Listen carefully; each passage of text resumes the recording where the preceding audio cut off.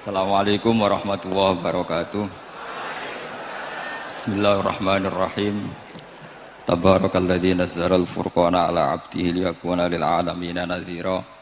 Allahumma shalli wa sallim ala sayyidina maulana Muhammadin wa ala alihi wa sahbihi asma'in amma ba'du. Yang sangat saya hormati Rektor Tribakti Kiai Haji Abdul Ghafabi, semua keluarga Lirboyo, semua yang hadir yang saya hormati. Ini tadi saya diajari doa maksa Tuhan. Saya punya sanad yang mungkin lebih keren. Jadi ada seorang Arabi berdoa di Raudhah, ya Allah, jika Engkau jadikan orang soleh, maka yang senang adalah kekasihmu. Jika Engkau menjadikan saya orang fasik, maka yang senang musuhmu, yaitu iblis. Tinggal jenengan mau nyenangkan kekasihmu apa musuhmu. Akhirnya ada hatif, ya sudah, soleh saja soleh, doa kok gitu. Artinya kalau seseorang soleh yang suka siapa? Rasulullah. Rasulullah berstatus Habibullah. Ya Allah, kalau Engkau jadikan aku orang soleh yang suka kekasihmu, kalau aku jadi orang fasik yang suka musuhmu, terserah jenengan mau menyenangkan musuhmu apa menyenangkan kekasihmu. Coba ampun, terserah jenengan. Tentu pilihannya Allah menyenangkan kekasih Allah. Itu saya ijazahkan ini. Semoga agak diterima. Covid. Jadi kalau di Ihya itu ada Kitabul Wujdi, ada yang baca Al-Wajdi. Tinggal zaman mondok ngarokati apa enggak tahu saya. Resiko mondok Lirboyo memang gitu, kata Mbah Mun itu harus semuanya diharokati. Tapi kata Mbah Mun, ini sarang, jangan harokati semua, jangan maknani semua. Kalau dalil di sini katanya kan apa itu, al ilmu saydun wal kitabatu qaiduhu. Jadi ilmu itu ibarat hewan liar, supaya enggak liar dicancang gitu. Tapi kata Mbah Mun, abok cancang kabeh ya ketekekan mati gitu. Jadi ini, nah saya ini kan dikatakan Gus Ghafabi tadi cucu murid. Ini saya senang sekali karena memang saya jarang mau diundang pengajian umum. Karena diundang itu artinya kan makmur, diperintah. Sehingga ini sekaligus maklumat, yang nggak merasa mbah guru jangan ngundang saya, itu kualat nanti. Karena saya berkali-kali bilang hormat kiai itu wajib, tapi ngatur kiai itu haram. Jadi aturan mainnya jelas, hormat kiai itu wajib, seneng kiai wajib, tapi kalau ngatur kiai haram. Ngatur itu ya fatwa itu, fatwa ya. Begini, saya ini baru neliti, mungkin ini tahadus bin nikmat. Saya berkali-kali rembukan sama, termasuk diantaranya sama Profesor Quraish Shihab. Itu mau menjadikan manhajul Quran itu mudah. Di antara kitab yang saya pelajari serius itu kitab Syajaratul Ma'arif. Nanti sebagian tak tinggal di sini biar diajarkan Gus Rizza. Itu rencananya PSG Pusat Studi Qurannya Pak Quraish itu menerbitkan itu. Sementara ini sekarang di UI Universitas Islam Indonesia saya juga ngajar kitab itu. Kitab itu begitu mudah menjadikan Quran itu pegangan. Kalau di sini katanya mau dimilenialkan itu, milenial itu. Itu begini, misalnya begini. Ini saya beri contoh. Jadi peristiwa-peristiwa khusus yang ada di Quran itu ditabwib secara umum. Jadi ini saya nanti tidak guyon supaya apa Gus Rizza gak kelihatan kalah, karena kalau guyon-guyonan itu menang saya. Saya ini orang Pantura. Saya misoh saja ada dalilnya. Karena memang dalam tarikh-tarikh itu gitu. Ini Muhammad ponakan kamu, kata orang-orang kafir. Saffaha ahlamana wasabba alihatana. Semoga gak ada yang menerjemah wasabba alihatana. Kitab itu mudah sekali. Misalnya begini, saya beri sekian contoh, mungkin 3-4. Babu nafil ibad bikullil bilad. Bab kalau seseorang itu harus manfaat di mana saja dia berdomisili. Terus beliau secara mudah bilang, qala ta'ala hakian an Isa bin Maryam wa ja'alani mubarakan ainama kuntu. Saya adalah orang yang hidup di mana-mana itu membawa apa? Berkah.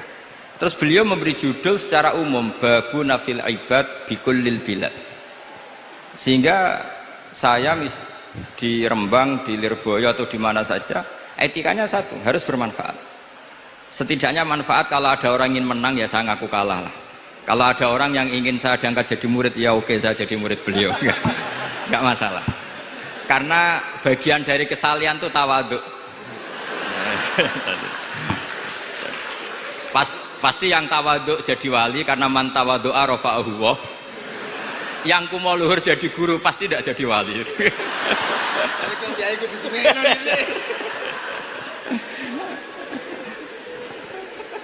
Terus ada bab yang sesuai dalam konteks Indonesia. Itu juga dibabkan umum, babu saddid dzara'i. Bab menutup pintu potensi-potensi yang enggak baik. Terus beliau mengutip qala ta'ala wala tasubbul ladzina yad'una min dunillahi fayasubbullaha adwam bighairi ilm. Jadi dulu para sahabat saking semangatnya berislam, itu saking semangatnya itu sering bilang jancuk Lata, jancuk Uzza. Jadi ini tidak jauh-jauh dari misoh karena memang sudah dicap cangkem elek tadi. Terus mereka tanya, lalu kalau Tuhan saya jancuk, bahayanya jancuk juga Tuhan kamu. Akhirnya Allah bilang gini, Muhammad, umatmu kandhane aja misoi brolo, korbane aku. Makanya terusannya ayat fayasubbuha adwam bil khairi. Dan itu oleh Syekh Izzuddin bin Abdissalam yang dikenal sebagai Sultanul Aulia itu dibabkan mudah sekali. Babu saddid dzara'i. Jadi kalau kamu ingin Allah tidak dipisoi, Islam tidak disakiti, kamu jangan menyakiti agama lain. Itu bagian dari mencintai Islam. Jangan kira kita hormat sama agama lain karena ikrar, tidak, itu bagian dari mencintai Islam. Terus mengutip sekian hadis, la yasubbur rajulu abahu. Sebagian riwayat la yal'anur rajulu abahu. Ada yang baca layal ani, terserah lah. Kalau nahiyah layal an sopa rajulu, terserah itu apa khobar bimanal amri apa bacanya layal an itu bisa dipasul masail nanti itu. Jangan sampai seseorang tuh misoi bapaknya. Kata para sahabat, wa kaifa yasubbur rajul abahu. Bagaimana mungkin seseorang misoi bapaknya sendiri? Terus kata Rasulullah, yasubbu abar rajuli fayasubbu abah. Wa yasubbu ummar rajuli fayasubbu ummah. Dia misoi bapaknya orang lain kemudian dibalas bapaknya dipisah. Ini penting saya utarakan. Jadi mudah sekali. Terus dibabkan di bab umum itu babu saddid dzara'i.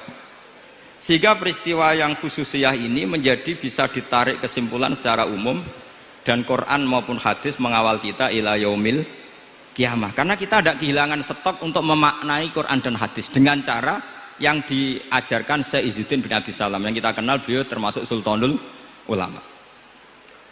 Contoh ketiga ini yang paling penting dan itu saya sering utarakan. Beliau bikin judul la yutrakul haqqu li ajlil batil. Kebenaran tidak boleh ditinggalkan hanya karena banyak kebatilan. Uniknya apa? Beliau pakai dalil, saya yakin seorang dokter Riza pun nggak terlintas kalau itu ada. Meskipun bikin rumus istihad tadi yang nggak ada kembarannya tadi. Karena ulama yang waras ya nggak ingin ngembari rumus seperti itu.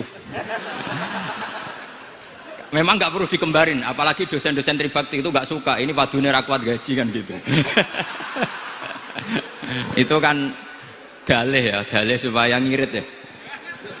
Wes mulang gak arep-arep gaji barokah gitu. Itu mesti kong kali kong sama bendara ya. Yayasan. Karena yayasan itu. Itu ada judul la yutrakul haqqu li ajlil batil. Itu uniknya beliau hanya dalil inna sofa wal marwata min sya'airillah faman hajjal baita wa i'tamara fala junaha alaihi ayyat tawafa bihima. Sofa dan Marwah itu hakikatnya adalah min syairillah, termasuk syiar-syiarnya Allah. Maka siapa yang haji maupun umroh nggak apa-apa. Allah dalam bahasakan itu nggak apa-apa. Fala junah nggak apa-apa. Terus saja tawaf di situ. Memang dalam bahasa Quran nggak bahasa sa'i tapi pakai bahasa tawaf, ayat tawafa bihima. Kata Syekh Izzuddin bin Abdissalam, di sofa ini ada Isaf nama berhala, di Marwah ada Nailah juga nama berhala. Yang orang-orang jahiliyah dulu ini menyembah dua berhala ini. Karena ada berhala mereka merasa risih kalau ibadah ritual tauhid di situ. Tapi kata Allah, teruskan saja kamu tawaf di situ atau sa'i di situ. Artinya apa? Kebenaran tetap diperintahkan meskipun ada kebatilan.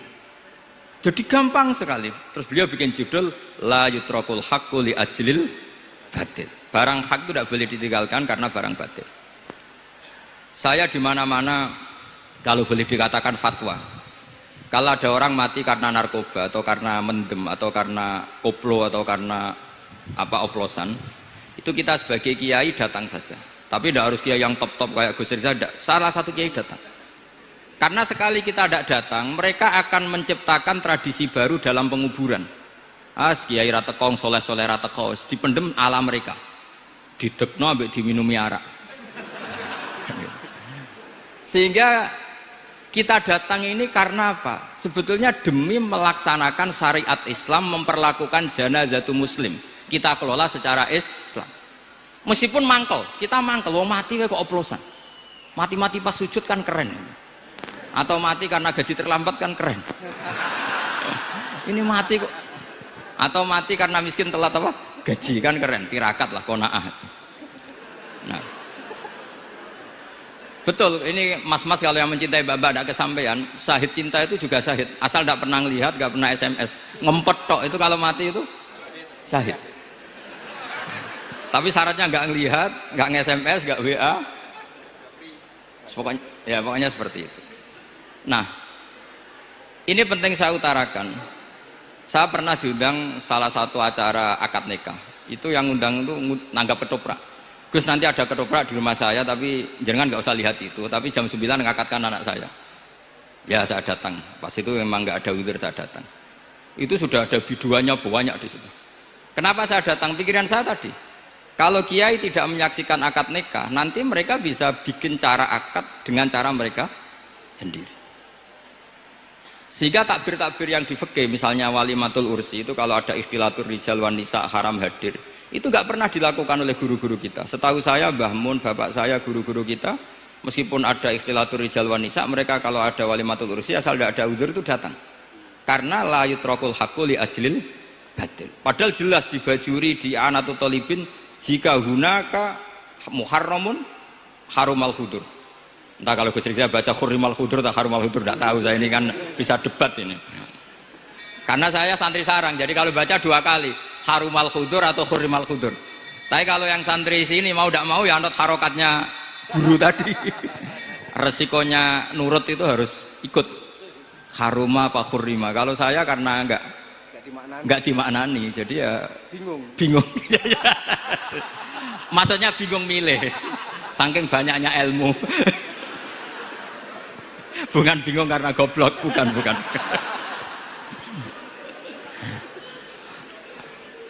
Ini penting saya utarakan. Jadi judul itu penting sekali. La yutrakul haqqu li ajlil batil. Contoh keempat, babu tolabil manzilah. Seorang yang terpercaya itu boleh cari pangkat di pemerintahan. Beliau dalilnya gampang sekali. Yusuf ketika merasa mampu mengendalikan ekonomi, ketahanan pangan zaman itu, beliau matur ke Aziz, ke penguasa Mesir, qala ja'alni ala khazainil ardh. Jadikan saya sebagai pengelola hasil bumi. Inni hafizun alim, saya ini orang terpercaya, saya ini orang yang pinter. Maka ngaku pinter itu boleh asal pinter betul. Karena Nabi Yusuf bilang inni hafizun alim. Ini sudah 4, sampai berapa? 7 sampai 7. 5 aja nanti ilmunya habis. Jadi saya mohon nanti kitab itu saya tinggal 1, tolong dipelajari teman-teman supaya ada cara mudah. Dan kitab itu pernah dibaca Syekhina Kiai Maimun di Sarang, pernah tak bawa ke Jakarta, saya diskusikan dengan Pak Profesor Quraisy Shihab. Terus sekarang juga dalam proses diterjemah. Tapi saya mohon ini yang nggak penting, terjemahnya itu tidak penting sebenarnya. Ini anak-anak Lirboyo kan bisa ngartikan sendiri, bukan sekedar terjemah tapi ngartikan sendiri. Itu unik, cara memahami itu unik sekali dan mudah. Jadi setiap peristiwa khusus itu diberi judul umum. Nah barokahnya judul umum ini, Quran itu menjadi ngawal kita ila yaumil qiyamah. Tapi kalau itu kamu anggap ini peristiwa Yusuf, ini peristiwa Yakub, peristiwa Ibrahim, maka seakan-akan Quran itu tidak untuk kita. Makanya tadi, misalnya wala tasubul ladina dibabkan babu saddid dzara'i. Itu semudah itu, segampang itu. Sehingga dalam kitab Minhajul Abidin diterangkan ada seorang wali yang takut dosa karena banyak perempuan cantik yang pakai celana pendek, banyak bulat lah di dunia itu. Singkat cerita dia uzlah, dia santai-santai di gunung makan rerumputan. Terus ada wali yang kelasnya lebih tinggi. Kamu di sini ngapain uzlah? Kenapa? Meninggalkan dosa. Terus digojlok sama wali yang lebih senior. Kira-kira ya saya gojlok Gus Rizal gitu. Kata si wali yang lebih senior tadi, taraktum ummata Muhammadin fi aidil mubtadi'ah. Sebetulnya kamu itu tidak menghindari dosa, tapi malah parah. Ketika umat tidak kamu pimpin, artinya membiarkan dipimpin kelompok lain. Dan itu bisa orang ahli bid'ah, bisa orang kafir, bisa yang lebih menyesatkan. Jadi uzlah itu tidak solusi. Ini pentingnya pembanding. Jadi gak apa-apa nanti setelah saya ngisi dikasih kesempatan untuk bully saya, gak apa-apa. Saya terlalu sakti untuk dikalahkan. Jadi artinya muhibbin saya itu gak ngefek lah kalau saya diadili siapa? Gus Riksa. Gak ngefek. Jadi menurut saya nanti tak kasih kesempatan untuk ngadili saya. Terus setelah itu selesai, saya tidak jawab lagi. Sebagai latihan calon wali itu harus sabar, man. Jadi wal kadhiminal ghaidha wal afina anin nas. Jadi setelah saya dibully nanti saya bilang sudah, saya maafkan, wassalamualaikum, terus gitu. Terus contoh yang paling ekstrim gini Gus Rizal, ada contoh babu jawazin namimah limaslahatin. Bab boleh adu-adu. Adu-adu itu mengadukan satu peristiwa yang buruk ke orang lain karena maslahat. Itu contohnya unik sekali. Saya ini bingung, masa ada namam atau namimah kemudian ditoleransi. Terus beliau pakai dalil wajah arojulum min aqsal madinati yas'a. Qala ya Musa innal mal'a ya'tamiru nabikal yaqtulu kafakhrus innilaka minan nasihin. Musa, saya ini pegawai kerajaan Fir'aun, saya termasuk perwira di kerajaan Fir'aun. Saya tahu rapat tadi malam itu memutuskan menangkap kamu untuk dibunuh. Maka kamu harus secepatnya keluar dari Mesir. Itu kan sebetulnya tipikalnya agak namimah, adu-adu, tapi limas lahatin. Itu mudah sekali kitab itu. Jadi saya mohon anak-anak Tribakti yang mau mengkaji Quran ingin alim, pakai kitab itu. Saya jamin kalau khatam pasti alim. Khatam paham maksudnya. Daripada sampean pakai metode usul fikih itu keruwetan, karena selain judulnya sudah ruwet. Lubul usul itu sudah ruwet. Dulu saya ngaji di Sarang itu semua satu kelas itu semuanya dapat 4 terus. Kecuali saya tidak dapat nilai karena gurunya bingung biji. Tidak tahu bingungnya itu karena dianggap terlalu alim atau terlalu goblok, tidak tahu saya. Yang jelas usul fikih saya itu nggak ada nilainya. Begini kalau dalam usul fikih kan begini. Ya ini agak menghormati pasca sarjana, jadi agak-agak ruwet biar kesannya itu ya intelek atau pinter lah gitu. Kalau guyon terus itu kan nganggep sampean itu isane mau paham guyon itu, jadi gak ngergani orang seperti orang guyon terus itu. Tapi ini agak serius. Begini, misalnya saya sebagai kiai ngundang Zaid, kamu kesini, saya jelas sebut Zaid kesini, ada tamu gitu. Sebetulnya saya ingin Zaid apa ingin cah dalam siapa saja asal bisa melayani tamu. Zaidun itu zikrul ba'di wa iradatil kul apa zikru Zaidin fi ainihi. Itu kan jadi perdebatan di ilmu usul fikih. Ketika Zaid gak ada, terus di situ ada pelayan yang bernama Bakar Umar gak datang, pasti kayaknya marah. Cek sombong ya santriku, tak udang rano sing moro. Terus misalnya anak-anak bilang, Pak Yai Anda kan tadi manggil Zaid, tidak manggil kita. Cek gobloknya maksudku ono sing nyuguhi teh. Ora kudu Zaid, Bakar Umar ya kena. Bocah kok goblok kan mesti gitu. Artinya gini, menyebut aktor dalam Quran atau hadis itu yuradu syakhsun bi'ainihi, apa itu bagian dari zikrul ba'di wa iradatil. Sehingga semua peristiwa di Quran entah itu nyebut Fir'aun berarti mewakili orang togo, orang yang lacut. Menyebut Musa mewakili orang baik. Apa bagaimana? Itu jadi perdebatan. Lah itu di kitab usul fikih itu penjelasannya ruwet sekali. Sehingga mungkin misalnya begini dalam satu kaidah usul fikih. Hormati tamu yang datang ke saya, siapa saja. Setelah itu saya ralat, hormati Zaid jika datang bertamu ke saya. Dalam usul fikih itu potensi Zaid ini menjadi mukhassis, berarti siapa saja menjadi batal karena ditaksis kata Zaid. Ada potensinya begini, siapa saja tetap berlaku, dan kiai menyebut Zaid adalah zikru ba'di afrodi dzalikal kulli, menyebut individu dari kuliah yang masuk. Jadi tetap hormati tamu siapa saja. Yang termasuk siapa saja adalah Zaid. Apa siapa saja tidak menjadi hukum karena terganti hanya khusus Zaid. Itu jadi perdebatan di perdebatan usul fikih. Jadi terlalu ruwet. Tapi kalau di kitab tadi yang Syajaratul Ma'arif karangannya Izzuddin bin Abdissalam, itu gampang sekali. Saya baca itu min awali hatta akhir itu tidak ada yang iskal, gampang sekali, mudah sekali. Karena tadi mungkin dikarang ahlinya dan dibaca oleh ahlinya, jadi gampang sekali ini. Jadi semudah itu, istidlal itu gampang sekali. Ya saya ulang lagi tadi, karena ditulis orang ahli dan dibaca oleh orang ahli. Tapi saya pastikan kitab itu tuh mudah sekali. Kenapa saya menyarankan begitu? Karena begini, sekarang tuh banyak orang menafsirkan Quran karena hanya melihat terjemah atau dengar-dengar dari orang lain. Sementara kita yang gudangnya, kita ya semua lah, santri, sarang, lirboyo semua, itu tidak mau memulai. Andai kan kita mau memulai, maka kita akan tahu apakah zikrus syekh itu menjadi ta'yin, harus itu, atau zikrus syekh itu zikrul ba'di wa iradatil kul. Saya beri contoh masalah hukum fikih, karena ini bidang saya. Saya dulu ketika muda sering makili Anwar Musyawarah di Lirboyo.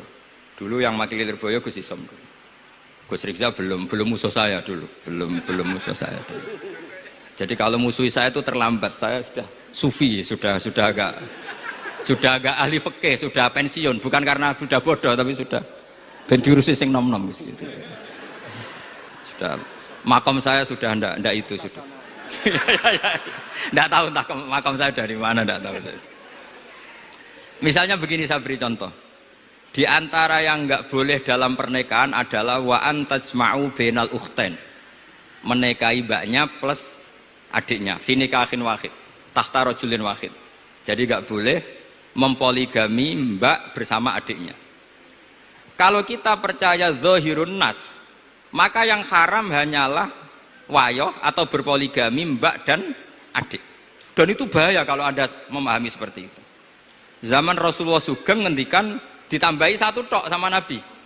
Wala benal mar'ati wa ammatiha wala benal mar'ati wa kholatiha. Itu kalau orang Jawa kan satu, karena bule dan bude orang Jawa itu sama, dari bapak ya bule, dari ibu juga bule. Tapi kalau orang Arab bilang min jatil ab disebut ammah, min jatil dikatakan kholah. Nabi zaman Sugeng itu hanya nambah itu tok. Juga agak boleh menikahi ponaan plus buleknya atau menikahi buleknya plus ponaannya. Kemudian oleh ulama fikih ditambahi satu kaidah. Dua perempuan yang kalau saja laufurido itu kalau saja diandekan yang satu lelaki tidak boleh nikah, maka orang ini tidak boleh dijamu dikumpulkan tahta rajulin wahid. Berarti memasukkan siapa saja? Mbah dan cucunya, perempuan dan buleknya, perempuan dan saudaranya. Nah, artinya gini, andekan yang disebut Quran itu menjadi itu saja hukumnya, maka yang haram poligami hanya mengumpulkan mbak dan adiknya, karena Quran hanya bilang wa antajma'u bainal ukhtain. Tapi tentu itu kebodohan. Mesti gak tahu ngaji usul fikih. Kitab yang pantangannya orang banyak, ya pantangannya gurune bareng. Jadi itu bukan pantangan muridnya saja, ya pantangan gurune bareng. Akhirnya apa? Itu kita analisis bahwa ini mimbabi dzikril ba'di wa iradatil kul. Mungkin ada ulama yang era Imam Syafi'i meredaksikan wa antajma'u bainal ukhtain ibaratun anil jam'i bainal mahromen.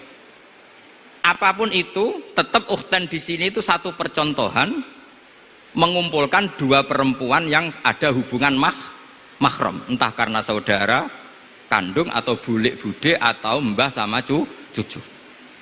Lalu pertanyaannya, kenapa Quran tidak menyebutkan mbah dan cucu? Kebayang nggak misalnya Gus Rikza nikah orang perempuan cantik umur 25 plus mbahnya umur 70 tahun?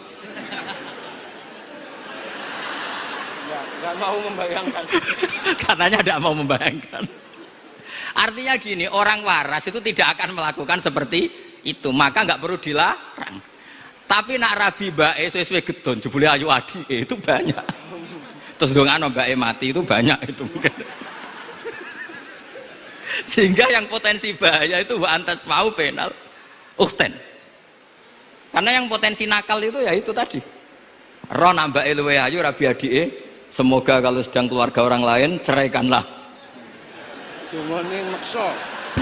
Dungane maksa niku wae.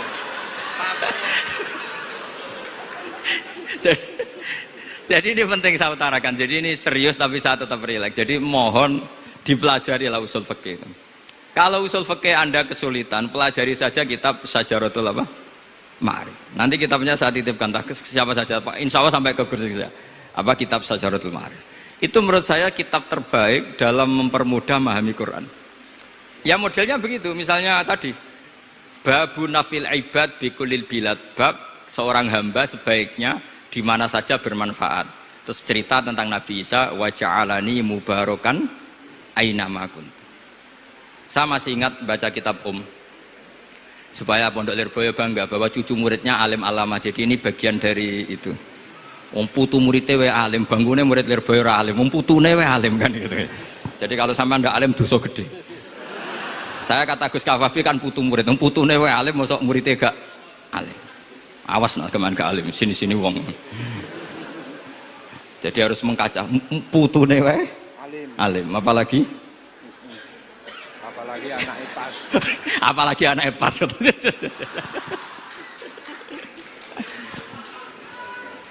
Jadi tadi sampai mana Gus?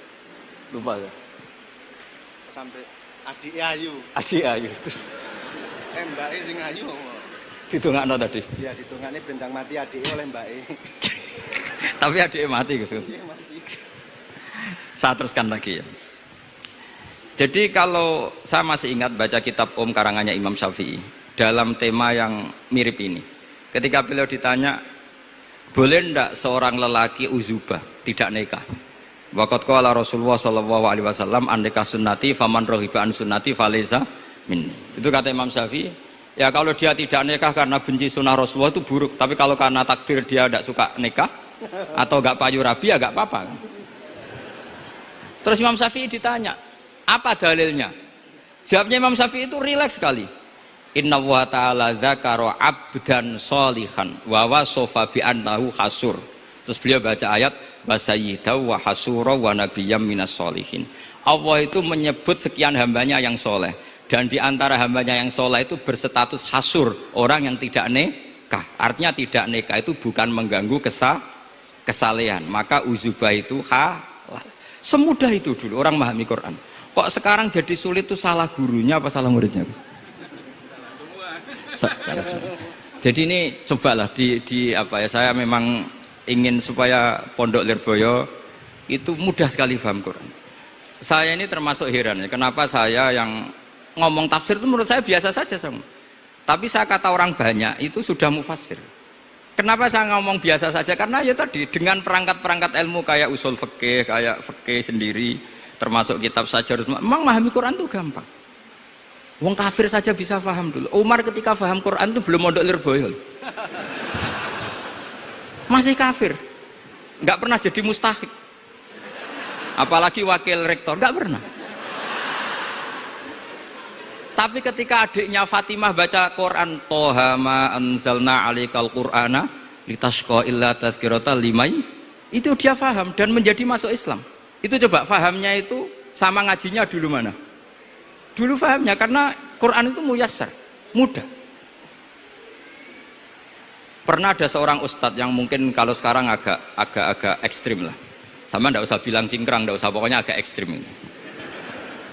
Kamu kok senengannya nuduh orang itu. Sampai saya kadang ketularan, saya ini orang baik gak suka nuduh orang gitu.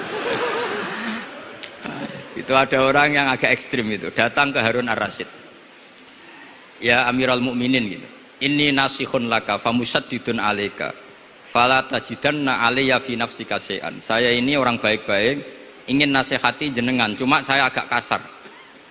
Musaddid itu agak kasar. Dalam bahasa Arab musaddid siddah itu kasar.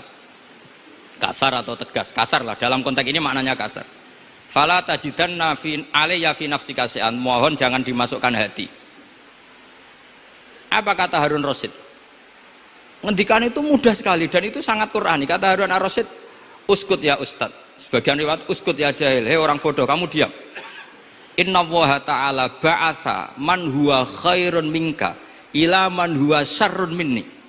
Wa ma'adzalika qala ta'ala faqula lahu qawlan layyinan la'allahu yatadzakkaru aw yakhsha. Kamu diam hei Ustad bodoh. Allah Ta'ala itu mengutus orang yang lebih baik ketimbang kamu, yaitu Nabi Musa, ke orang yang lebih buruk ketimbang saya, yaitu Fir'aun. Itu saja harus beretika. Faqula lahu qawlan layyinan. Kok kamu sama-sama muslim mau main kasar sama saya? Kitabnya mana? Kira-kira seperti itu. Akhirnya Ustadz tadi, ternyata jenengan lebih alim, mboten sios. Semudah itu orang memahami Quran. Inna wa ta'ala qad ba'asa man huwa khairun minka ila man huwa syarrun minni.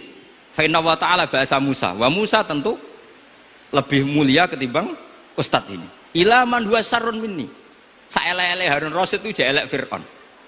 Musa yang Rasul yang orang sangat baik diutus ke orang yang sangat buruk yaitu Fir'aun, itu saja beretika faqula lahu qaulal layyin. Harus sopan. Jadi kayak apa? Saya bayangkan kayak apa bahagianya kita kalau melihat santri-santri ini memahami Quran seperti ini. Itu kan mudah, nggak perlu dokter, bisa, nggak perlu, bisa, maksudnya bisa, nggak perlu dapat honoris causa dari apa tadi? Profesor cangkem elek tadi. Profesor bidang cangkem elek. Jadi karena Quran itu dalil, kata Ibnu Abbas, Al-Quran dalil itu mudah ditaklukkan, dibawa kemana saja itu bisa. Nah ini yang terakhir, khasnya NU itu wasilah. Ini terakhir, nanti setelah ini selesai. Tapi saya mohon MC atau moderator atau siapa lah ngasih waktu Gus Rizal untuk bully saya, dan saya jamin tidak tak balas. Tidak tak balas dan saya latihan legowo tadi, wal afina aninas. Sudah itu kata Rasulullah kan gitu, orang yang meninggalkan debat padahal dia benar, banawahu betan fi rabbil jannah. Jadi sudah saya ingin masuk surga lah, tidak usah repot-repot berdebat. Wasilah misalnya Gus Kafabi niru Mbah Makhros atau Mbah Mun niru Mbah Karim niru Mbah Khalil Bangkalan sampai guru-gurunya. Karena zuriyatam ba'duha min ba'd. Saya juga alhamdulillah kemarin 3 bulan yang lalu, 4 bulan yang lalu Pak Said itu nyari nasabnya di Kudus. Kebetulan beliau sudah dengar-dengar kalau saudaranya Mbah Sahal itu sepupunya Mbah saya, nyari-nyari ketemu beliau senang sekali. Cuma terakhir tanya saya, Gus, saya dengan kamu tua mana? Tua saya, buyut kamu adik buyut saya, kata saya. Nyai Fadilah itu saudaranya buyut saya, Mbah Maksum buyut saya. Yang di Pondok Damaran, saya sampai sekarang masih ngajar di Pondok Damaran, belakangnya Masjid Menoro itu. Mbah Mun pernah cerita gini, orang itu banyak yang anti wasilah. Wasilah itu ya niru guru, gurunya guru. Terus langsung niru Kanjeng Nabi atau langsung niru pangeran gitu. Itu Mbah Mun saya masih ingat betul dalilnya, mau ihdinas siratal mustaqim siratal ladzina an'amta 'alaihim. Jalan yang lurus adalah mengikuti orang-orang yang telah engkau beri nikmat. Kenapa Allah tidak menghentikan siratoka, jalan kamu, jalan engkau? Allah itu tidak makan. Bagaimana cara kita niru Allah makan? Wong Allah tidak makan. Allah tidak tidur. Bagaimana kita niru Allah tidur? Fa inna Allaha la ya'kulu wa la yanam wa la yashrab. Nah, niru itu ya orang, kata Bamun, karena manusia itu hadis, Allah itu qadim. Jadi tidak ada hubungannya barang hadis dan barang qadim. Jika kalau ingin niru ya niru manusia. Manusia itu siapa? Ya tentu masternya Rasulullah. Tapi kan walau lala ulama lama arafnal anbiya. Tanpa ulama kita tidak tahu Nabi melakukan apa, karena ini butuh sanad. Masyhur itu, walau la murabbi lama arafna rabbi. Tanpa murabbi kita tidak tahu rabbi. Nah, ini penting saya utarakan, sehingga di Quran itu setiap orang baik itu disebutkan orang-orang baik itu siapa? Ulaika alladzina an'ama Allahu 'alaihim minan nabiyina min dzurriyyati Adam wa mimman hamalna ma'anu wa min dzurriyyati Ibrahim wa Israila wa mimman hadaina wajtabaina. Selalu orang baik itu diceritakan orangnya dan ngikuti orang juga. Ulaika alladzina hadahum wa fa bihudahum muqtadi. Kenapa? Karena kita tidak bisa niru Allah, karena Allah itu tidak makan, tidak minum, tidak tidur, tentu tidak nikah. Tapi sekarang orang tuh geger, wanut guru-guru ra mesti bener. Sing marai kaidah nak guru ra mesti bener tuh kita. Kita setiap ngajar di Lirboyo di Sarang bilang selain Rasulullah Muhammad tuh tidak maksum. Jadi mereka ketinggalan kalau ngomong kiai ra mesti bener. Tahu kita mulai kecil diajarin selain Nabi kok ora maksum. Ndekne ro ilmu anyaran kok ngandani sing mulai bayi alim itu kan lucu. Kita mulai dulu tahu selain Nabi itu tidak maksum. Kok malah dikandani kiai tidak mesti bener, kenapa diikutin? Udah tahu kalau kiai tidak mesti bener. Cuma kalau kiai tidak mesti bener, nak kue mesti ra bener. Lagi-lagi gerakan cangkem elek kan gitu. Kalau kiai itu hanya mungkin tidak bener, kalau kamu mesti tidak bener. Ini penting saya utarakan sehingga mudah sekali. Apa dalilnya wasilah? Ya kita jawab saja. Ihdinas siratal mustaqim, siratal ladzina an'amta alaihim. Semudah itu Quran dipahami ahlinya. Tapi sekarang kok memahami Quran jadi sulit. Saya menjadi tidak tahu. Ya seperti tadi Izzuddin bin Abi Salam itu banyak dalil la yutrakul haqqu li ajlil batil. Itu contohnya itu hanya innas sofa wal marwata min sya'airillah. Ketika sofa dan marwah belum steril dari berhala-berhala itu, ketika Ka'bah belum steril dari berhala-berhala itu, Nabi tetap tawaf di Ka'bah, tetap sa'i di sofa dan marwah. Kemudian itu disimbolkan la yutrakul haqqu li ajlil batil. Segampang itu agama. Tapi kenapa menjadi sulit? Jadi saya mohon sekali karena kitab itu sedang dikaji di PSG Pusat Studi Quran, juga dikaji di pondok saya. Dulu Syekhina Maimun pernah baca juga. Sekarang di UII yang ngajar saya. Jadi saya ingin, dan itu diajarkan ditulis lah oleh ulama sing ma'ruf, bahkan gelarnya Sultanul Ulama. Dalam kasafnya Sayyid Abil Hasan Asyadzili, dalam kasaf beliau mengatakan, saya pas kasaf dengar satu suara, satu hatif, ya Ali, ma'ala wajil ardi, tidak ada di muka bumi ini kajian fikih sing abha, yang lebih bersinar, yang lebih moncer ketimbang kajian Izzuddin bin Abdi Salam. Dan tidak ada kajian ilmu hadis mengalahkan kajian Abdul Azim Al-Mundhiri yang ngarang At-Targhib itu. Era Sayyid siapa? Abil Hasan Asyadzili. Dan tidak ada kajian ilmu hakikat sing abha min majlisika. Dan alhamdulillah kita punya kitab itu, Qawaidul Ahkam Syajaratul Ma'arif Izzuddin bin Abdis Salam. Juga kita punya kitab Abdul Azim Al-Mundhiri karena kita pakai At-Targhib At-Targhib itu mukhtasornya Muslim juga. Dan tentu kita juga punya Abul Hasan Asyadzili karena kita rata-rata ngaji hikam, kita tahu hikam adalah muridnya Abul Abbas Al-Mursi dan beliau adalah muridnya Abul Hasan Asyadzili.